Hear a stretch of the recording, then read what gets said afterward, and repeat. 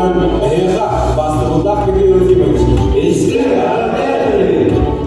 юное поколение земли Хандвелаской, горячо поздравляем вас, Михаил Ефимович, с юбилеем.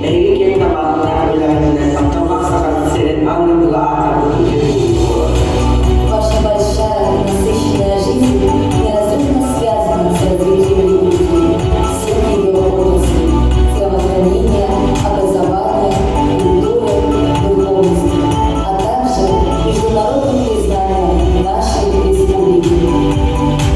Вы являетесь для нас ярким примером патриотизма и любви к Родине. Обещаем, что мы не будем останавливаться на достигнутом, будем совершенствоваться и идти вперед. Мы безмерно гордимся вами и обещаем высоко держать планку, которую вы задали всем нам.